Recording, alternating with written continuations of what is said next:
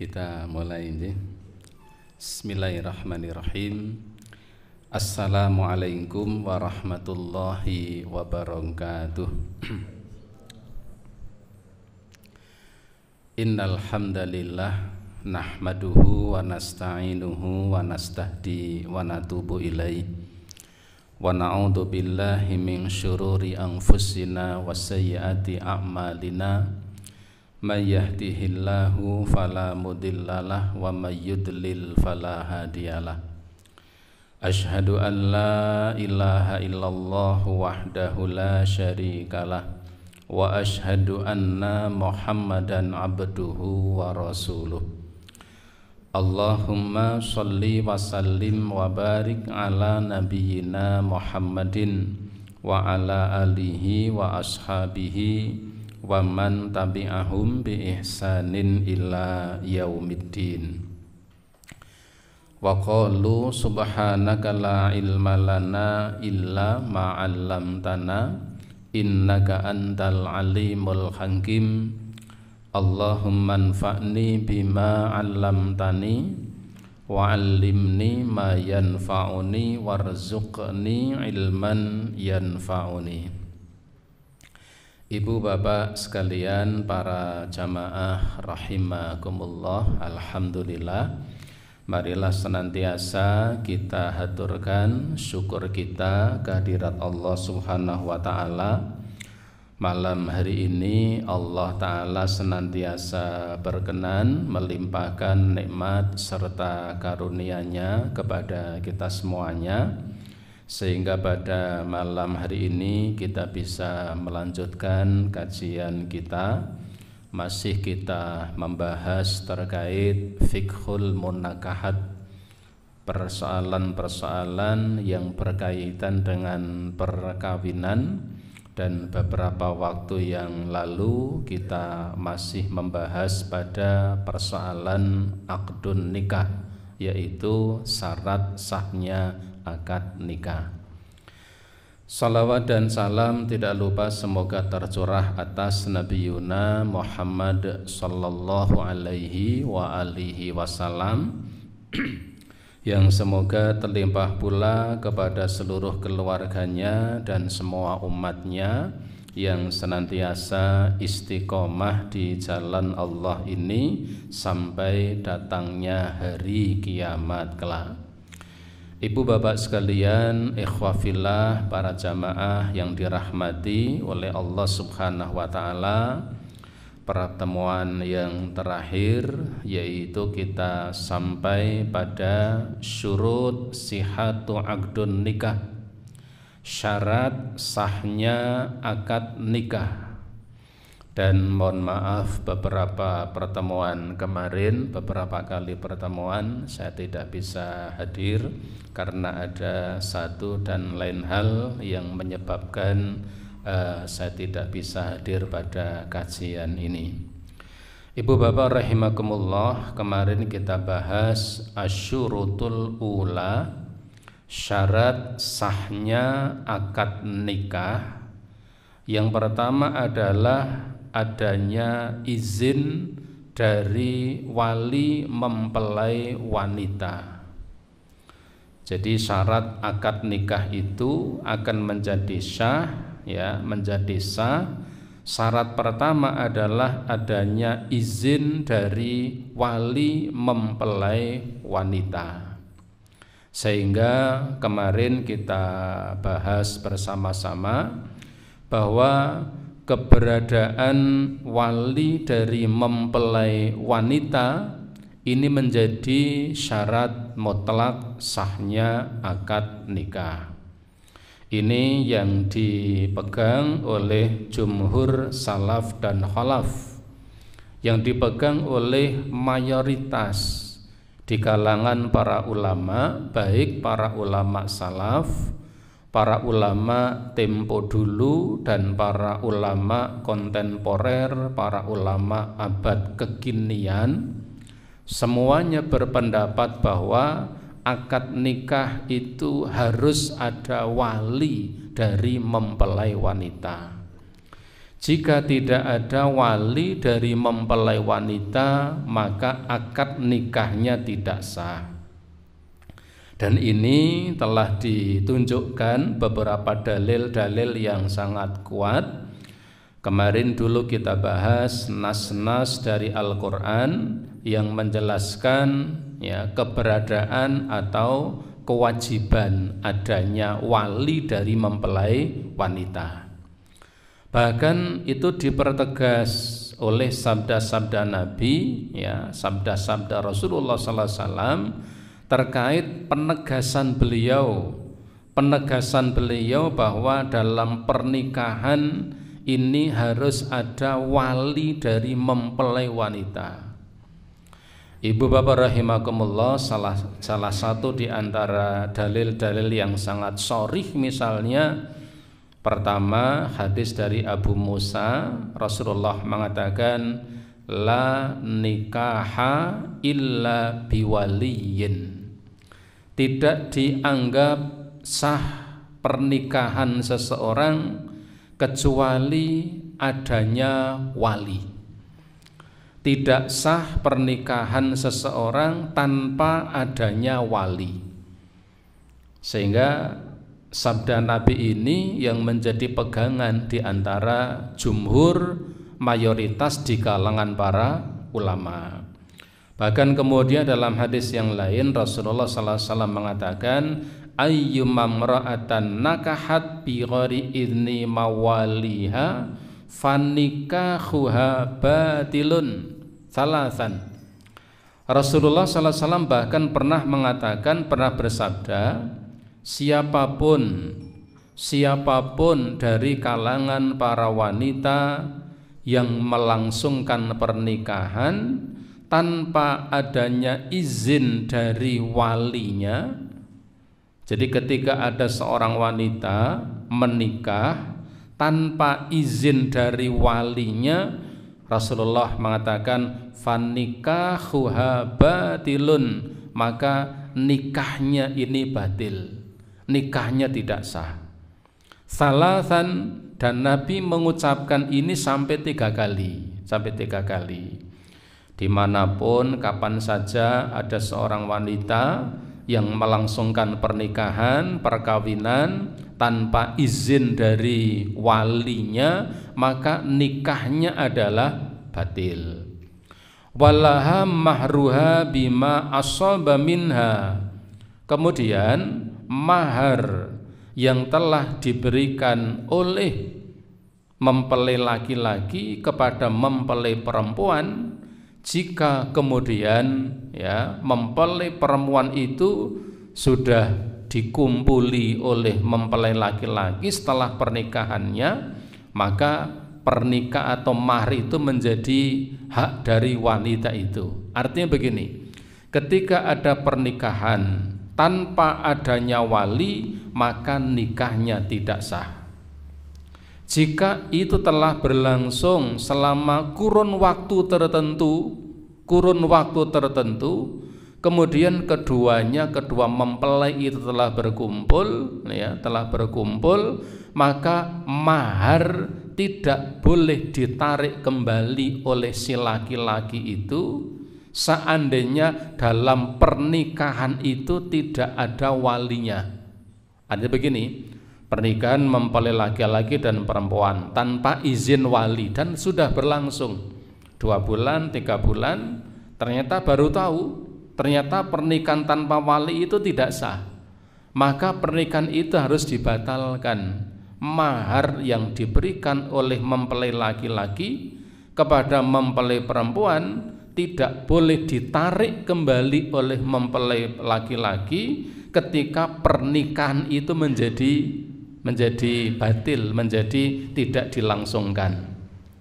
Fa inistajaru fa innas sultana waliyyu man la waliyalahu.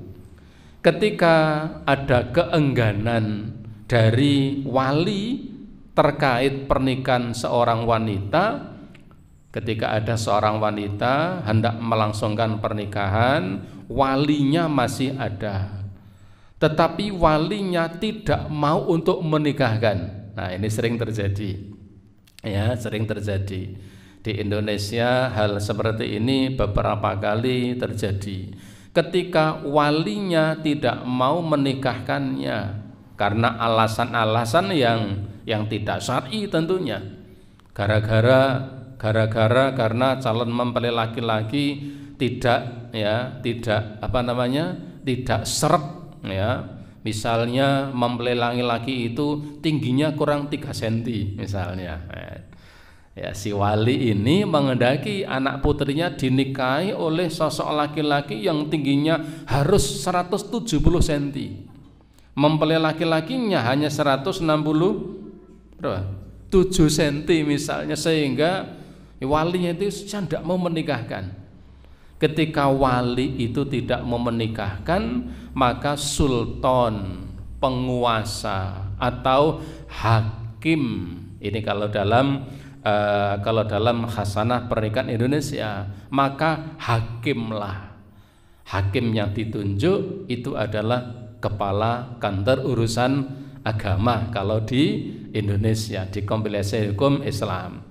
Maka kalau ada wali tidak mau menikahkan mempelai wanitanya, maka sultan atau penguasa atau hakim yang nanti menikahkan mempelai wanita itu.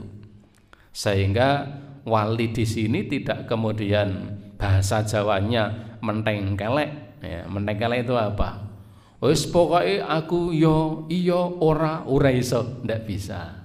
Ketika alasannya tidak syar'i, wali tidak mau menikahkan anak perempuannya karena alasan yang tidak syar'i, maka hakimlah yang nanti menjadi walinya yang menikahkannya. Dan itu beberapa kali terjadi di tempat kita di Temanggung, ya, ada beberapa kali terjadi wali tidak mau menikahkan anak perempuannya.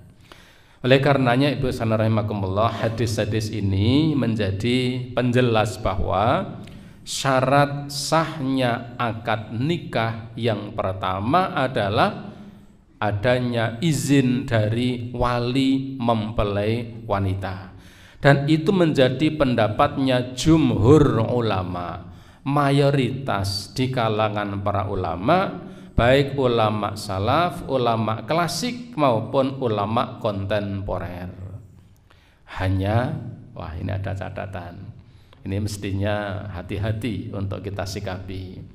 Bainama zahaba Abu Hanifata ila annal mar'atal kharratal aqilatal balighata la yushtaratu li sihhatil aqdi 'alaiha wujudul wali. Hanya, ya, tapi ini hati-hati betul. Artinya sebenarnya ini rahasia. Hanya saja dalam pandangan Imam Abu Hanifah, seorang wanita yang merdeka dan dia berakal, sudah baligh, ya, wanita dewasa berakal, merdeka, sudah balik, tidak disyaratkan harus adanya wali. Ini pendapat Imam Abu Hanifah. Tapi yang seperti ini di Indonesia tidak berlaku, ya. Karena kalau di catatan pernikahan kantor urusan agama ini harus ada wali, harus ada wali. Fikih yang dipakai, ya, oleh Kementerian Agama itu fikihnya jumhur ulama. Sehingga kalau ada pernikahan tanpa adanya wali, maka pernikahannya tidak sah. Oleh karenanya ibu bapak, kadang barangkali kita husnudzonnya kalau ada pernikahan tanpa adanya wali, wanita itu menikahkan dirinya kepada seorang mempelai laki-laki, itu salah satu di antara pandangan Imam Abu Hanifah dalam kitab ini. Tapi sekali lagi itu tidak sebagaimana pendapatnya jumhur ulama, mayoritas di kalangan para ulama. Mayoritas ulama berpendapat bahwa pernikahan itu syarat sah akad nikah harus adanya wali.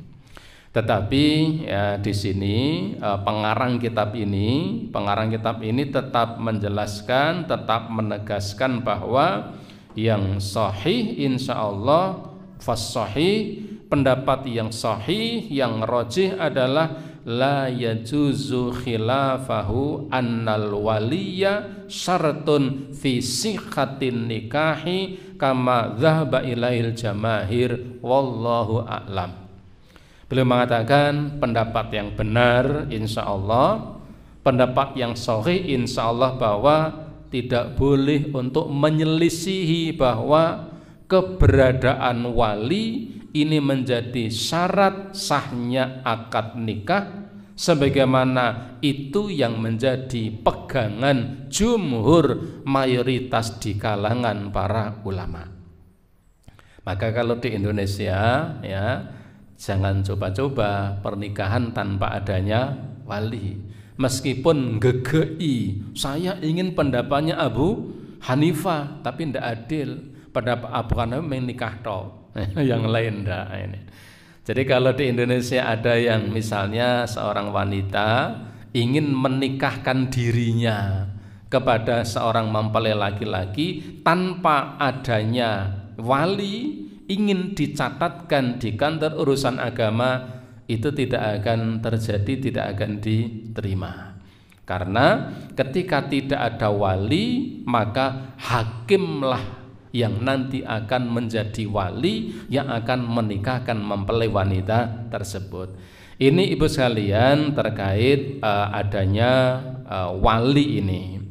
Fawaid, ada beberapa faedah catatan. Pertama, ajaza Abu Hanifah kama taqaddam lil mar'ati an tuzawwija nafsaha lakinnahu ja'ala liwaliyyi haqqun fashul aqdi idza tazawwajat bi ghairi kafain. Pertama, bahwa meskipun Imam Abu Hanifah membolehkan mempelai wanita menikah tanpa adanya wali, meskipun Imam Abu Hanifah membolehkan, tetapi Imam Abu Hanifah menyatakan bahwa wali dari mempelai wanita itu berhak untuk membatalkan pernikahan anak perempuannya ketika didapati tidak ada atau tidak sekufu antara mempelai laki-laki dan perempuan. Artinya ya, wali dari mempelai wanita tersebut, meskipun dalam pandangan beliau seorang wanita boleh menikah tanpa adanya wali, tetapi wali mempelai wanita meskipun dia ya bisa untuk tidak menikahkannya, tetapi berhak untuk membatalkan pernikahannya ketika tidak ada atau tidak sekufu.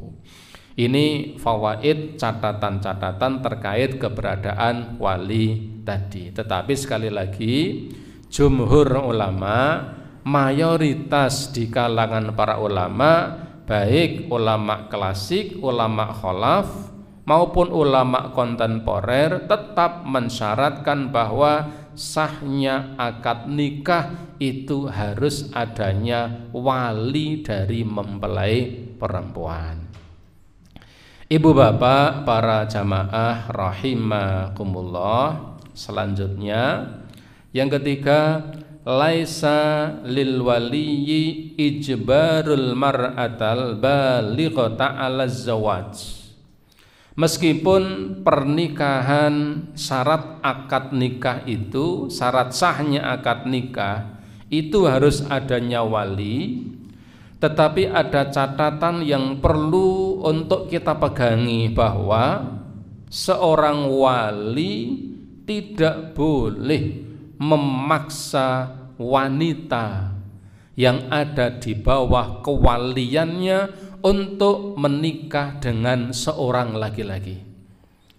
Jadi begini, meskipun syarat sahnya akad nikah itu adanya wali, tetapi wali tidak punya hak untuk memaksa. Ibu bapak, ini jadi catatan penting kalau di antara kita punya putra perempuan. punya anak putri. Seorang ayah itu tidak berhak untuk memaksa. Seorang laki-laki, seorang wali itu tidak bisa, tidak punya hak untuk memaksa wanita di bawah kewaliannya untuk menikah dengan seorang laki-laki. Tidak punya hak untuk memaksa. Siapa saja yang ada di bawah perwaliannya, misalnya pertama ya, ada janda, nanti akan ada perbedaan antara janda, kemudian yang kedua wanita dewasa, dan yang ketiga adalah wanita yang belum balik atau belum dewasa. Ini ada beberapa catatan yang berbeda. Yang pertama adalah ijbarus saibi, ya, ijbarus saibi, pemaksaan kepada wanita di bawah kewaliannya yang statusnya janda. Ini pertama, yang statusnya janda. Al-balighu saibu la yajuzu tazwijuha bi ghairi idniha. Ketika ada seorang janda, ya, seorang janda, maka seorang janda ini tidak bisa dipaksa oleh walinya untuk menikahi seorang laki-laki. La lil abi, baik walinya itu adalah bapak kandungnya sendiri, wala li ghairihi, maupun selainnya. Wali bisa ayah kandung, kalau tidak ada nanti kakek, kalau tidak ada bisa kakak atau adik. Maka ketika ada seorang janda wanita yang sudah furqah, ya, bercerai dengan suaminya, baik cerai tolak maupun cerai ditinggal mati oleh suaminya, maka walinya, misalnya bapaknya, tidak punya hak untuk memaksa janda ini untuk menikah dengan seorang laki-laki. Dan ini bi'ijma'il muslimin, dan ini telah menjadi ijma', kesepakatan kaum muslimin bahwa janda ini tidak berhak bagi walinya untuk memaksa menikah dengan seorang laki-laki.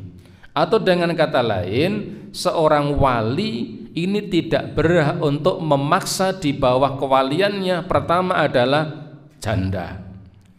Apa dalilnya?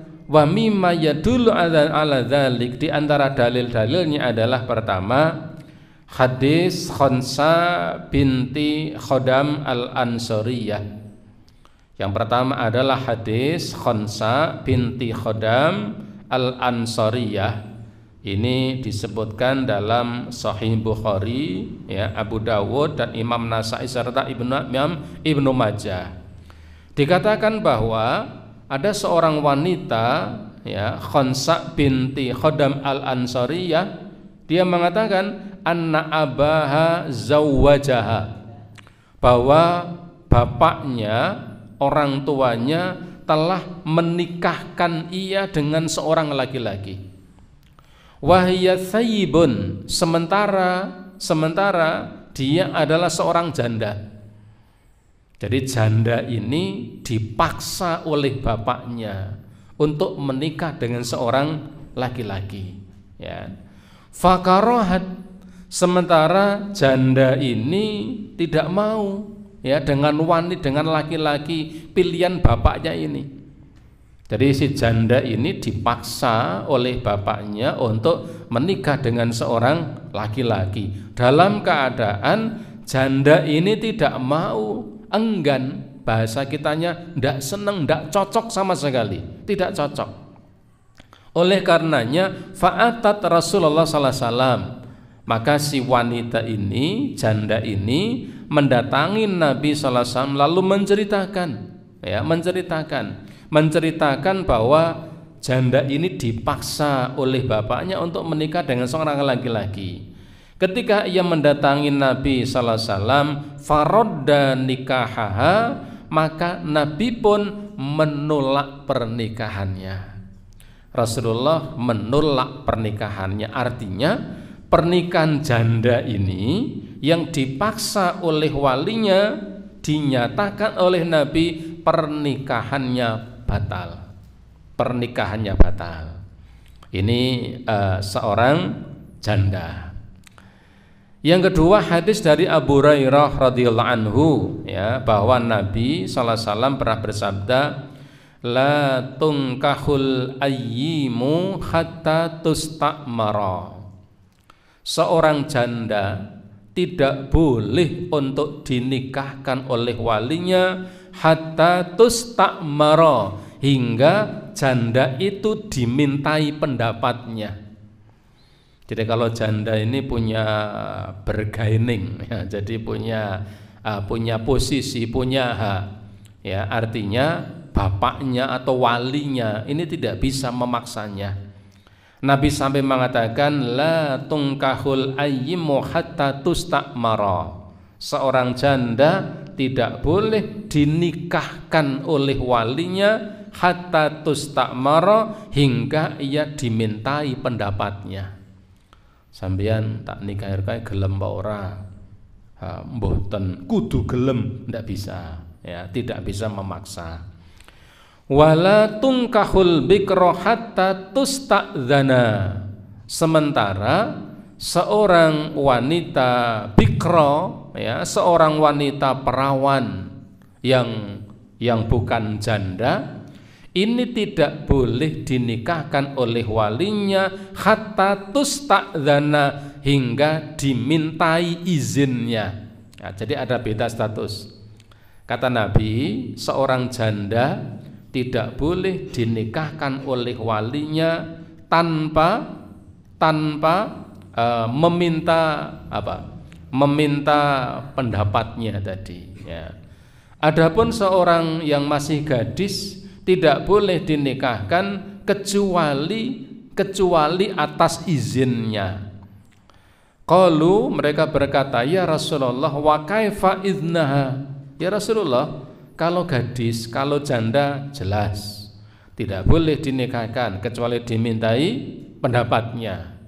Kalau wanita yang masih gadis dimintai izinnya, bukan pendapatnya tapi izinnya. Tanikake gelem ora sampeyan misalnya. Lalu para sahabat bertanya, bagaimana bentuk izinnya? Rasulullah mengatakan antaskuta.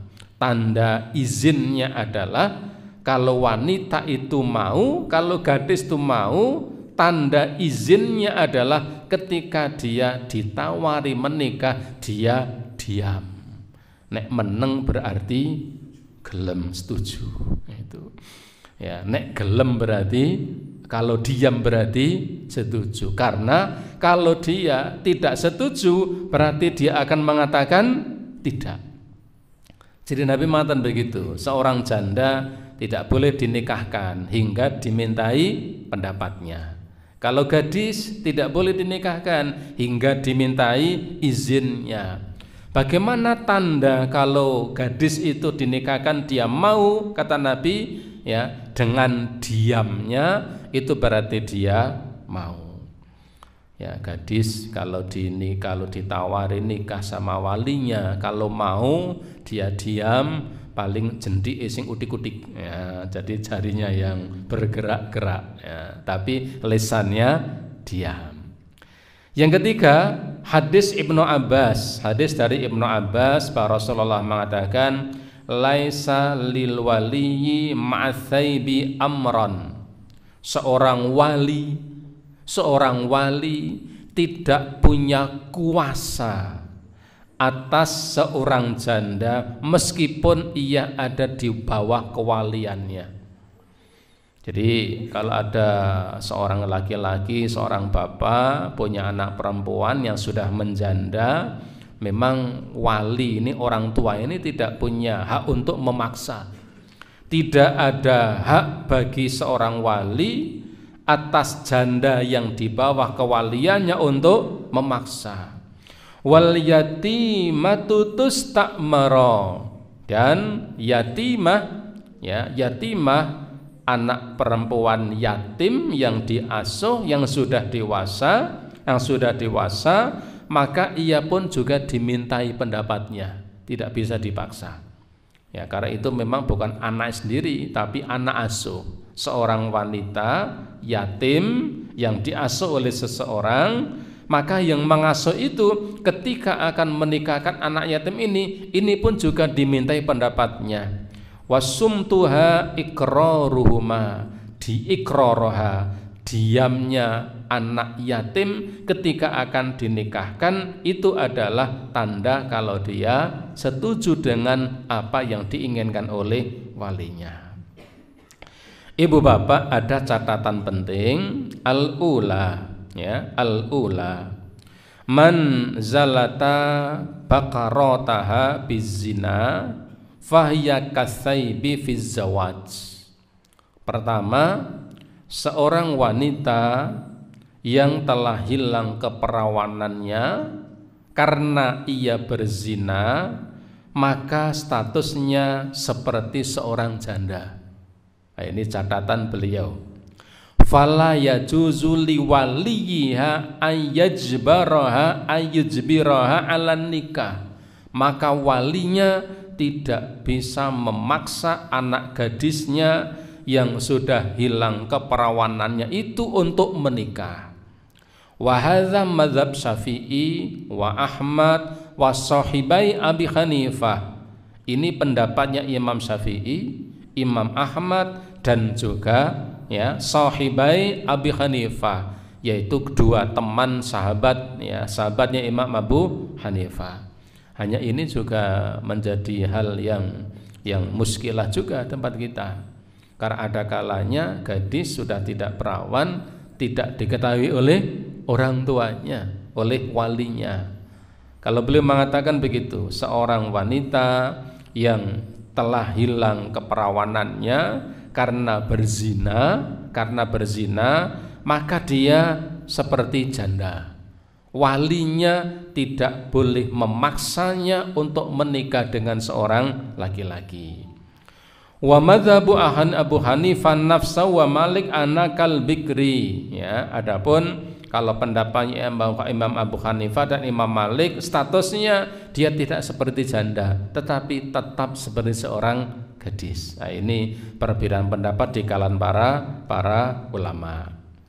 Wa in zalata baqarataha bi ghairil wad'i, tetapi ketika seorang wanita itu hilang keperawanannya bukan karena bersenggama, misalnya karena kecelakaan, karena sakit, ya, sehingga dia sudah tidak perawan lagi, fahiya kal bikri inda a'immatil arba'ah. Sepakat para ulama mazhab 4 mengatakan kalau wanita dia sudah tidak perawan lagi, tetapi bukan karena zina, karena sakit, karena kecelakaan, atau karena hal yang lain, bukan karena zina, ulama mazhab yang 4 sepakat dia statusnya seperti seorang gadis meskipun sudah tidak perawan. Yang keperawanan hilang disebabkan bukan karena zina, tetapi karena sakit, karena kecelakaan, atau asbab yang lainnya.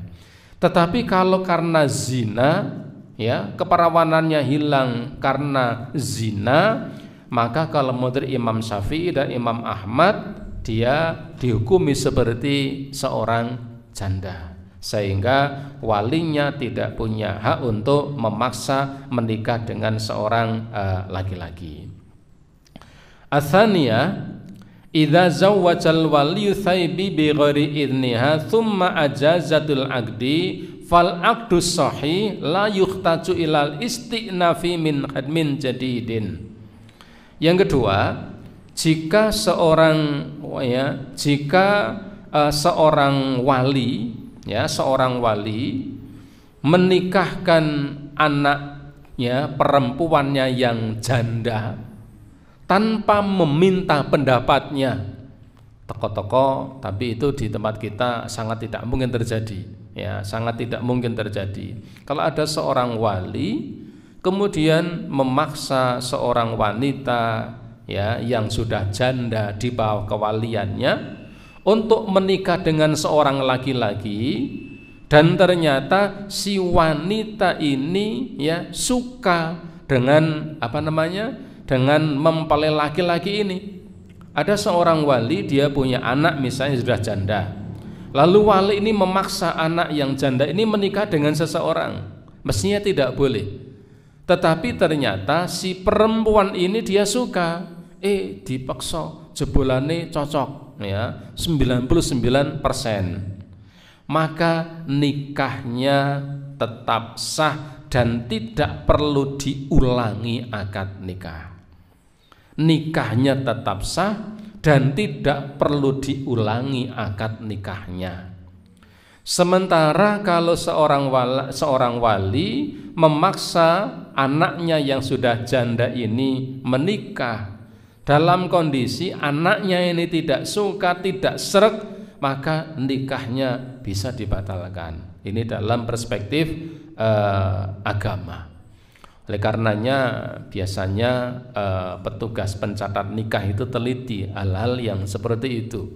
Kalau memang wanita janda ini tidak mau, dia tidak mau menikah, maka tidak berani untuk menikahkannya. Karena memang wali ini tidak punya kuasa atas anaknya jika statusnya memang sudah janda. Karena janda ini punya kedudukan yang tersendiri.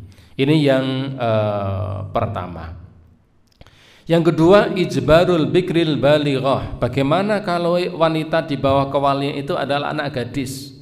Tadi kita bahas bahwa wali itu tidak punya hak untuk memaksa wanita di bawah kewaliannya untuk menikah dengan laki-laki. Yang pertama adalah janda. Wali tidak punya hak untuk memaksa di bawah kewalian jika statusnya adalah janda.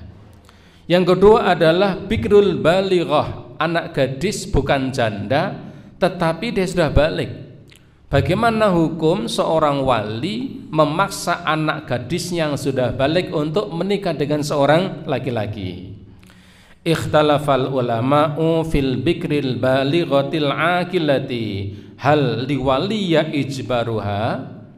Para ulama berselisih pendapat, berbeda pendapat terkait anak gadis yang sudah balik, gadis yang balik dan berakal. Gadis balik dan berakal, apakah wali ini punya hak untuk memaksanya? Alal qaulaini, para ulama berbeda pendapat. As-sahhuhuma annahu la yajuzu law ijbaru katsaibi. Tetapi pendapat yang sahih insyaallah bahwa seorang wali ini juga tidak punya hak untuk memaksa anak gadisnya menikah dengan seorang laki-laki jika anak gadisnya itu sudah dewasa dan sudah balik. Sebagaimana katsaibi, sebagaimana jika anak itu sudah statusnya menjadi janda. Wa huwa madzhab Abu Hanifah washabahu wa riwayatun Ahmad. Ini menjadi pendapatnya ya Imam Abu Hanifah, kemudian sahabatnya, dan riwayat dari Imam Ahmad, Imam Auza'i, Imam Al-Thawri, Imam Abu Ubaid, Abi Thawr, Ibnu Mundir, dan ini pendapat yang dipilih oleh Syekhul Islam Ibnu Taimiyah, bahwa meskipun dia adalah gadis bukan janda, tetapi ketika gadis itu sudah dewasa, walinya tetap tidak boleh memaksa untuk menikah dengan seorang laki-laki yang menjadi pilihan orang tuanya. Tetap tidak boleh memaksa.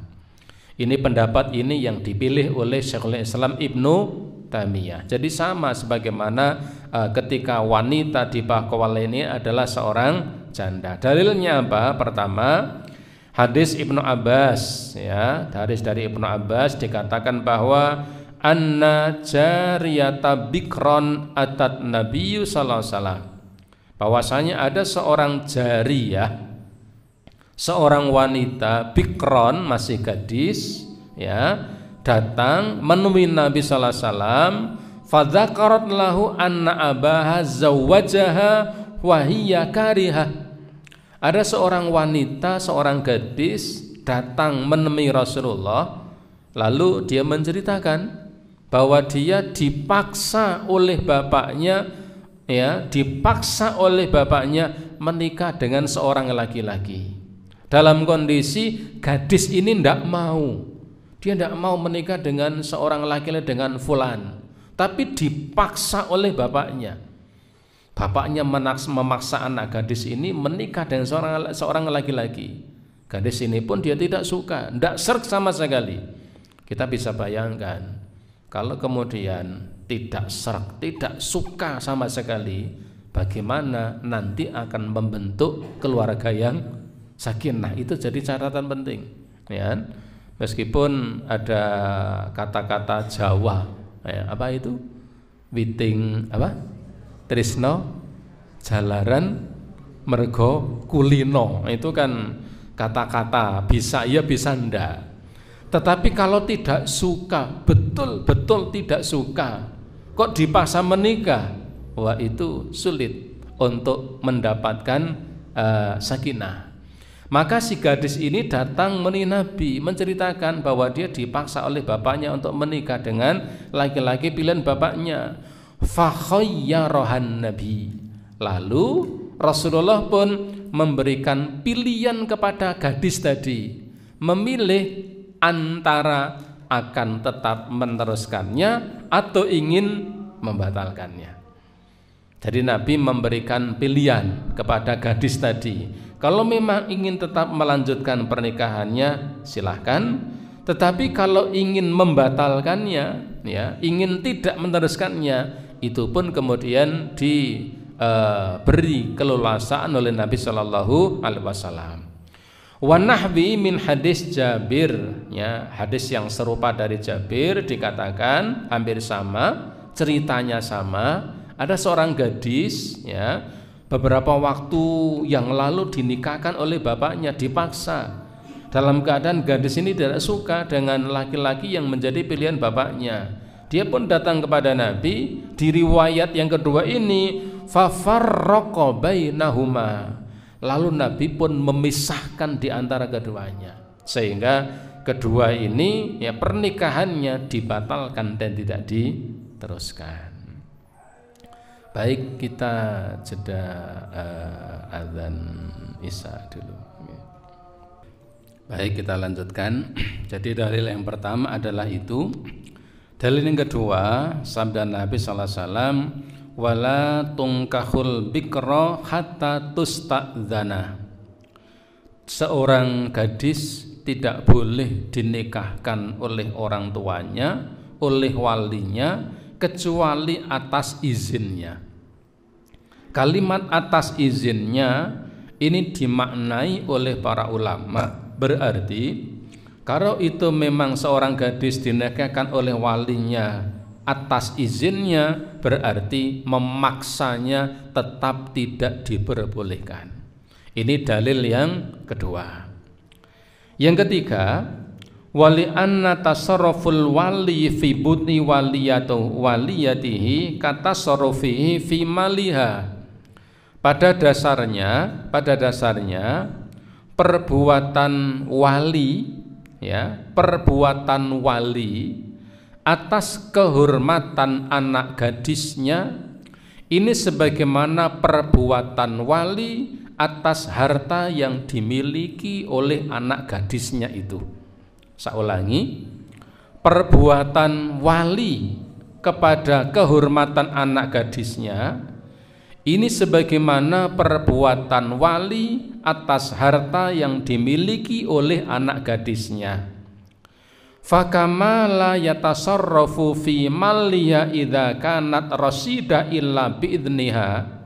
Jika seorang wali memang tidak diperbolehkan untuk menggunakan harta milik anak gadisnya kecuali atas izinnya.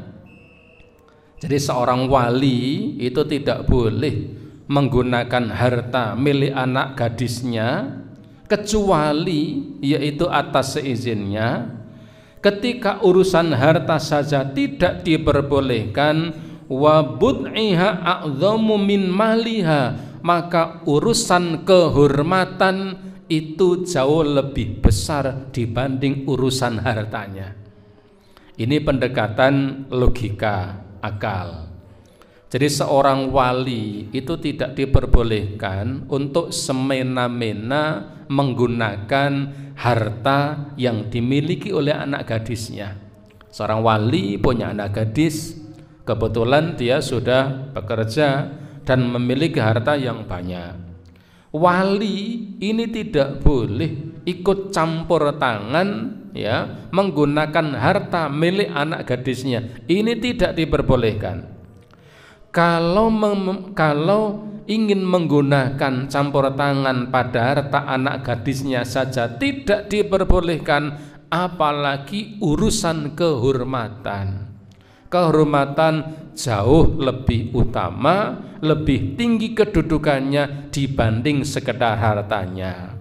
Oleh karenanya seorang wali tetap tidak diperkenankan untuk memaksa anak gadisnya menikah dengan seorang laki-laki menjadi pilihannya. Wali tidak punya hak untuk memaksa anak gadisnya. Ini alasan yang ketiga. Jadi menggunakannya logika dan kias, analogi. Kalau wali itu campur tangan urusan harta milik anak gadisnya saja tidak diperbolehkan, apalagi urusan kehormatan, lebih tidak diperbolehkan lagi. Yang keempat, beliau mengatakan anna tazwijaha ma'a karahatiha linikahi mukhaliful lil usuli wal uqul. Sesungguhnya pemaksaan seorang wali kepada anak gadisnya untuk menikah dengan seorang laki-laki, pemaksaan ini menyelisihi akal dan dasar-dasar syar'i itu sendiri. Wallahu lam yusawwigh li waliyha ayyukriha alal bai'i au ijarati illa bidniha. Allah Ta'ala tidak memperbolehkan, Allah tidak mengizinkan seorang wali memaksa anak gadisnya untuk melakukan transaksi jual beli. Seorang wali tidak boleh memaksa anak gadisnya untuk kamu harus menjual ini, kamu harus membeli ini. Tidak bisa, tidak punya untuk memaksa. Wala ala ta'ami, seorang wali tidak bisa memaksa anak gadisnya untuk memakan sesuatu, meminum sesuatu. Anak gadisnya tidak suka makan daging kambing misalnya, dipaksa kamu harus makan, tidak bisa.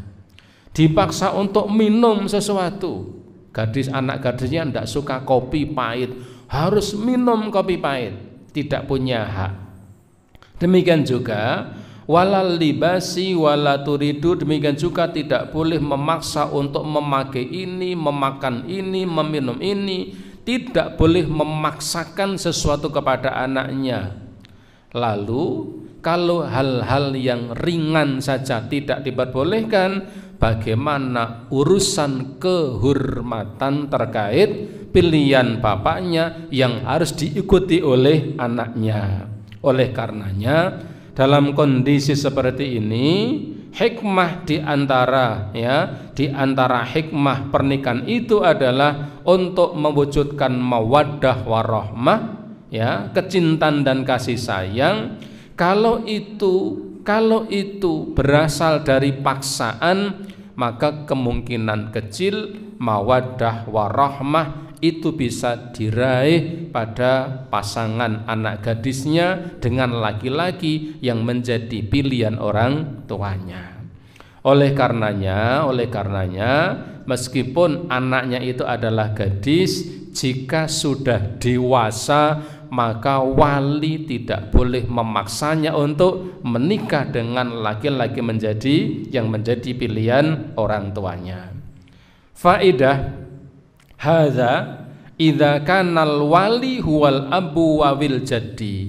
Ini tidak boleh memaksa ini manakala wali itu adalah bapaknya atau kakeknya.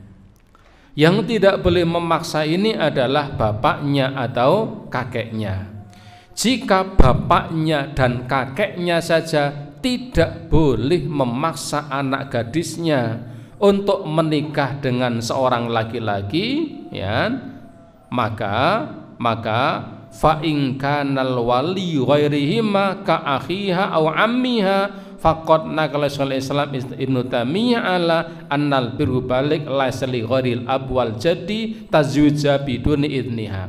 Kalau orang tuanya saja tidak boleh memaksa, apalagi wali yang lebih jauh seperti saudaranya atau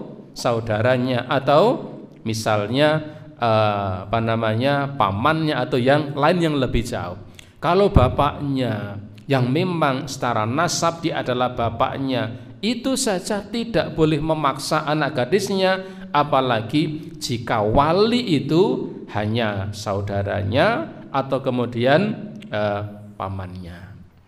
Dulu pernah terjadi di Temanggung, ya, jadi kebalikannya, memaksa tidak boleh, kebalikannya melarang pun juga tidak boleh. Pernah ada, ya, seseorang akan menikah, tetapi kemudian ya adiknya yang menjadi wali, bapaknya sudah meninggal dunia, anaknya kakeknya meninggal dunia, walinya hanya saudaranya, adiknya. Dan adiknya ini mampang-mampang, tidak boleh. Bahkan di kantor urusan agama mengancam, kalau nanti berani menikahkan sementara saya sebagai wali tidak mau menikahkannya, maka akan saya tuntut sampai di pengadilan, ya. Akhirnya kemudian apa terjadi? Ya sudah seperti itu, silahkan berkantor di kantor pengadilan. Kantor pengadilan memberikan rekomendasi, memerintahkan supaya wali hakim menikahkannya, selesai. Karena memang tidak boleh menghalangi, memaksa tidak boleh, menghalanginya juga tidak boleh. Yang terakhir adalah ijbarus shaghirah, ya, memaksa anak gadisnya untuk menikah ketika anak gadisnya masih kecil dan belum baligh. Ini di tempat kita tidak terjadi, tidak akan terjadi, karena syarat menikah harus usia 21 tahun, kan, harus sudah dewasa. Tapi dalam kacamata fikih, ya, meskipun belum usia begitu boleh. Hanya memang ijbarus shaghirah, kalau anak gadisnya itu belum dewasa, masih anak-anak, ittafaqal ulama, maka menjadi kesepakatan di antara para ulama, kecuali hanya ada beberapa gelintir saja yang tidak membolehkan terkait bolehnya seorang wali, ya, seorang wali menikahkan anak gadisnya yang belum dewasa, masih anak-anak, tanpa seizinnya. Tapi sekali lagi, kalau di Indonesia ini tidak terjadi, ya, karena tidak diperbolehkan pernikahan itu sebelum, ya, usia memenuhi syarat pernikahan, yaitu 21 tahun. Sehingga kalau ini mungkin di tempat kita tidak akan terjadi. Tetapi memang secara fikih, jika anak gadisnya itu belum baligh, maka orang tuanya boleh memaksanya dengan tanpa meminta izinnya dan tanpa meminta pendapatnya. Jika anak gadisnya masih kecil, ya, belum baligh, misalnya 6 tahun dinikahkan dengan seseorang, meskipun sekali lagi di tempat kita di Indonesia ini tidak akan, ya, bisa terjadi, kecuali nikah yang nikah yang siri, ya, siri. Tapi itu dalam sudut pandang para ulama di Indonesia, lintas organisasi memang tidak membolehkan pernikahan dengan cara siri, karena akan menimbulkan banyak persoalan di belakang hari. Ibu bapak para jamaah rahimakumullah, ini yang bisa kita bahas pada malam hari ini terkait syarat yang pertama, bahwa pernikahan, syarat sahnya akad nikah ini adalah keberadaan wali. Tanpa wali pernikahan tidak sah. Ini pendapatnya jumhur ulama dan ini yang menjadi rujukan fikih ya kompilasi hukum Islam di Indonesia. Kemudian wali ini tidak punya hak untuk memaksa anak gadisnya yang sudah dewasa atau anak yang sudah menjanda untuk menikah dengan seseorang, karena pada dasarnya mereka tidak punya hak untuk memaksa anak gadisnya yang sudah dewasa, kemudian juga anak perempuannya yang sudah menjanda untuk dipaksa menikah sesuai dengan keinginan walinya atau orang tuanya. Ibu bapak jamaah rahimakumullah, ini yang bisa kita bahas malam hari ini. Bab yang selanjutnya masih dalam syarat sahnya akad nikah, ini masih terkait wali, syarat-syarat wali yang bisa menikahkan seperti apa. Insya Allah bisa kita lanjutkan pada pertemuan yang akan datang. Ibu bapak jamaah rahimakumullah, sampai di sini semoga bermanfaat. Segala kesalahan kekhilafan semoga Allah memberi ampunan. Sebelum saya akhiri ada pertanyaan? Oh, oke, monggo. Oh ya, sekufu dulu kita bahas sangat panjang lebar. Jadi sekufu itu minimalnya adalah minimal adalah agamanya sama. Kemudian sekufu itu ada yang memaknai status sosialnya sama dan seterusnya. Tetapi itu menjadi khilaf di kalangan para ulama terkait yang dimaksud sekufu itu adalah apa. Yang disepakati sekufu itu adalah ketika agamanya sama. Karena ketika agamanya tidak sama, maka pernikahan sebenarnya tidak bisa dilangsungkan. Ketika agamanya berbeda, akad nikah yang dilakukan oleh pencatat oleh pegawai pencatat nikah seperti di KUA itu ketika kedua mempelai itu adalah sama-sama beragama Islam. Ya, ini yang dimaksud sekufu yang disepakati oleh para ulama. Adapun sekufu yang lain terkait kecantikannya, kemudian hartanya, ini menjadi perbedaan pendapat di kalangan para ulama. Apakah itu harus seperti itu? Ada yang mengatakan iya, ada yang mengatakan tidak. Ya, tergantung kemaslahatan yang akan muncul. Itu terkait tentang sekufu. Baik ibu bapak sekalian, kita cukupkan sampai di sini dan kita akhiri dengan kafaratul majlis. Subhanakallahumma wa bihamdika asyhadu an la ilaha illa anta astaghfiruka wa atubu ilaik. Wassalamualaikum warahmatullahi wabarakatuh.